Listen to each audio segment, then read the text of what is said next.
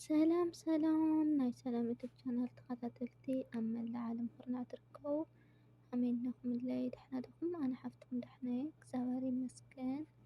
ከምዚ ኣነ ሰላም እንድንረክቦ ድማ ሰላም እግዚኣብሔር ኣምላክ ንኩልኩም ቤተሰበይ ተኸታተልቲ ይኹንለይ።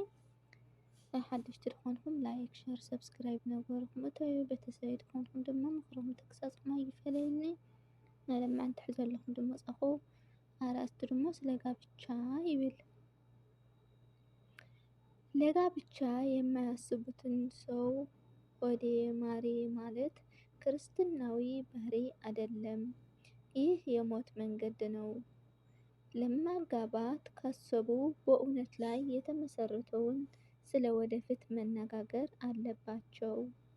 በዚህ ዘመን ትዳር የማይጸናው ወንዱ ውበት መሰረት አድርጎ አንትነሽ እያለ ፍቅር ጀምሮ ከትዳር በኋላ በውልድም ይሁን በተለያየ ምክንያት ያ ውበት ስጠፋ ይጣላሉ። ምክንያቱ ፍቅር የተመሰረተ ውበት ላይ ነው።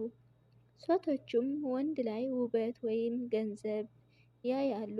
ትዳር ውጤት ከገቡ በኋላ ያን ነገር አያገኙትም። ገንዘብ ደስታን አይገዛምና ይጣላሉ። እህቶች አንድ በውበት አፈቀርኩሽ ስሉ ለዘላቂ ፍቅር እንዳልሆነ ማወቅ አለባችሁ። በአቅም በውበት መምጣ ፍቅር ከሆነ አትቀበሉ። እግዚአብሔር የሚያውቅ ወንድ ለአንቺ አይሆንሽምና። እግዚአብሔር የማያውቅ ወንድ ላንቺ አይሆንሽምና። እግዚአብሔር የሚያውቅ ወንድ ቅጥ ያጣ ልብስ ልበሺ ይልሻል። የተቀዳደደ ልብስ ልበሺ ይልሻል። እንድትራቆች ያደርግሻል። ከእግዚአብሔር እንድትርቂ ያደርግሻል። ለወንድሞችም ፈተና እንድትሆኚ ያደርግሻል። ወደ እግዚአብሔር እንድትቀርቢ አያደርግሽም። በነገር ሁሉ ዓለምን እንድትመስይ ያደርግሻል። ነገራችሁ ሁሉ ዓለምን እንጂ ራሱን አሳልፎ ለሰጠን ለክርስቶስ መገዛት እቲ ሕይወት አያሳካድሽም። እግዚአብሔር የማያውቅ ወንድ ጸሎት ጸልይ ይልሻል። የምመክርሽ መልካምና ለሕይወት የሚጠቅመው ነው። የመጽሐፍ ቅዱስ ቃል ያካፍልሻል። ለምትጋቡበት ቁስ ወይም ብልጭልጭ ነገር አይጠነቅም። በንጽህና እንዲኖሩ ያደርጋል። በነገር ሁሉ እግዚአብሔር ያስቀድማል። ለሰው ሁሉ ክብር አለው። አንቺንም ወደዛ ሕይወት ይወስድሻል። መልካም ፍቅረኛ ካለሽ መልካም ሴት ትሆኛለሽ። መጥፎ ወይም ከእግዚአብሔር የራቀ ፍቅረኛ ካለሽ መንገዳችሁ የሞት ነው። መልካም ፍቅረኛ ካለሽ መልካም ሴት ትሆኛለሽ። መጥፎ ወይም ከእግዚአብሔር የራቀ ፍቅረኛ ካለሽ መንገዳችሁ የሞት ነው። መልካም ፍቅረኛ አለማወቅ ቅዱስ የሆነውን ጋብቻ ነው።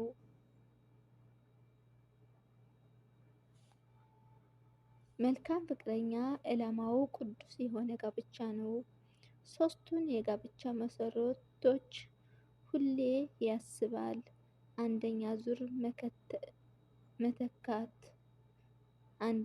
ዘር መተካት፣ ሁለተኛ ለመረዳዳት፣ ሶስተኛ ከፍትወት ከዝሙት ለመጠበቅ ፈጣሪ የመፈራ ያውቃልና ለሁላችንም ፈጣሪ የመፈራ የተባረከ የተቀደሰ ፍቅርና ትዳር ይስጠን። አሜን። ስለ ቅዱስ ቃል የቃል ባለቤት ልዑል እግዚአብሔር የተመሰገነ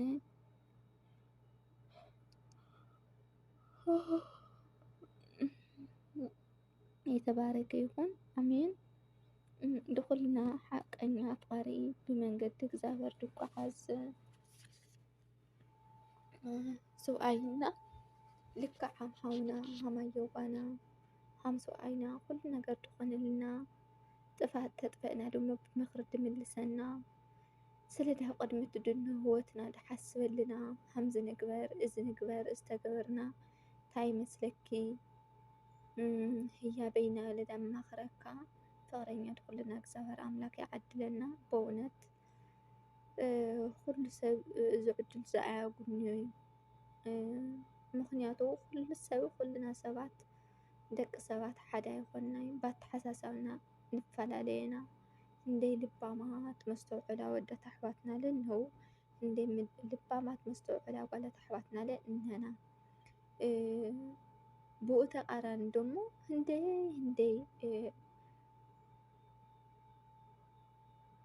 ዕላማና ንስሓትና ኣሕዋት ለ እንሄና እስኪ እግዚአብሔር ኣምላክ ድኩልና መስተውዕል ልቦና ህውድ ኣወዳት ይኹን ዳጓላት መልክዐኛ ሓዳር ክበልና እግዚአብሔር ኣምላክ ኩሉ ግዜ ጸሎት ንግበር ብጸሎት እዩ ኩሉ ግዜ ድግኒ ለምኑ ክወሃበኩም እዩ ኩሕኩሑ ክኽፈተልኩም እዩ ይበለና መድኃኒዓለምና ንለምን ክወሃበና ንኩሕኩሕ ክኽፈተልና ደቁና ዋየ እና ለሚ ግዜ ባዕልኻትኩም ትርኢ ኩነታት ይኹን ሓዳር ሃመይ ሃም ትኾኑለ ልክዕ ሓንቲ ዳድመብናዮ የኔ ቆንጆ የኔ ማር ነበልካ ብኣፍካ ብቻ ብከንፈርካ ብቻ ኮይኑ ብካልካ ተደይኮኑስ ብከንፈርካ ብቻ ድሓር ድማ ሓደ ሰብ ብመልክዕ እታ ጓል ቆንጆ እየተኮይና እቲ ወዲ ይሰሓብና ካል መዓልቲ ትወልድላ ወይ ትሓምላ ተትባላሽያ ቁንጅና ተኸይዱ ካብ ዳድዮ ሙሙና ይመስል ማለት እዩ።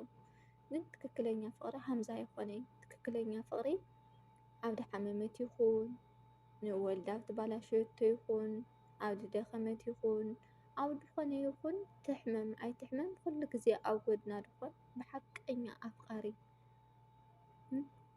ሓቀኛ ኣፍቃሪ ባል ብመንገዲ እግዚአብሔር ድጓዓዝ ኩሉ ግዜ ኣብ ጎድና ድኾን ሓመመት ኣይሓመመት ኩሉ ግዜ እንኩልኺ ድብላ ንኣጓላት ኣሕዋትና ድማ ዳወዳት ኣሕዋትና ልክዕ ሓሙ ኩሉ ግዜ እንኩልኻ ትብሎ እግዚአብሔር ኣምላክ ድኩልና ሓቀኛ ፍቅሪ ይሃበና ትብልየ ንፈቲ ኣነ ስለ ትምሃር ከላዩ ዳኣኻትኩም ዳቦኽዋ ማለት እዩ ኣነ ትጠቐም ከላይ ትምሃር ከላይ ኣነ ደሞ ዳኣኻትኩም እያ ሕዘያ ድመጽእ ኩሉ ግዜ ማለት እዩ ምክንያቱ ንስኻትኩም ለትምሃርላ ስለ ድኾንኩም ካብ ሚእቲ ሓደ ሰብ ድውዕል እኳ ተትምህሩላ እንደ ኣነ በቂ እዩ ማለት እዩ እና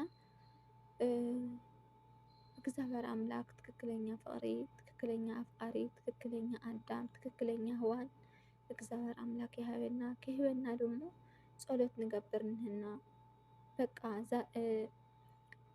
ለመዓመት ሓዳር ክገብር ኢኻ ትሓስብ እንድሕር ኮይንካ ጸሎት ትገብር ንህካ በቃ ኣብ ጥዑይ ሰብ ኣብ ድቐኒ መድኃኒዓለም እዩ ሆይ ኢኻ ጸሎትካ ምግባር እና ጸሎት ኩልና በተለይ ዓዲ ዝኾንካ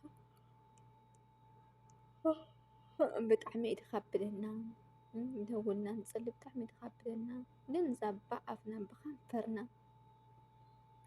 ኣባታችን ሆይ ድዋዕላ ጸልና እተን ደልያ ጸሎት ተንልምና ልማኑ ደሞ ብከንፈርና ተልምና የእግዚአብሔር ኣምላክ ወላና ሰራሕና እግዚአብሔር ኣምላክ ዘይሰምዖ ጸሎት የለይ ማለት እዩ ደቅነ ዋየ እና እንድዒ ኣነ ኣይፈልጢ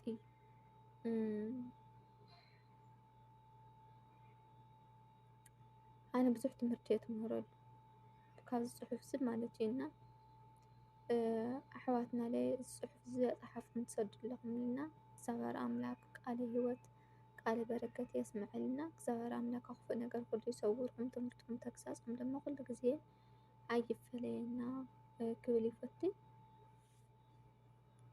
ኣሕዋተይ ሓደሽቲ ድኾንኩም ብድጋሚ ላይክ ሸር ሰብስክራይብ እናገበርኩም ቤተሰብ ጎርኒ ቤተሰብ ኢልኩም ደግሞ ምክርኩም ተግሳጽኩም ኣይፈለየኒ ብጣዕሚ እየ ዝፈትየኩም እንዳኽብረኩም ኣሕዋተይ ኩሉ ግዜ ደገፍካትኩም ኣይፈለየኒ ናለማዓንቲ ትምህርቲ ፈትኹማ ትኾኑ ተስፋ ገበር ብኻልእ ቪድዮ ክሳብ ዝመፀካትኩም ሰላም ፅንሑለይ።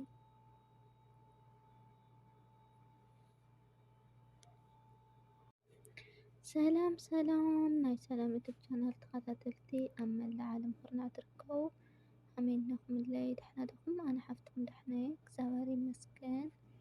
ከምዚ ኣነ ሰላም እንድንረኽቦ ድማ ሰላም እግዚኣብሔር ኣምላክ ንስኹልኩም ቤተሰበይ ተኸታተልተይ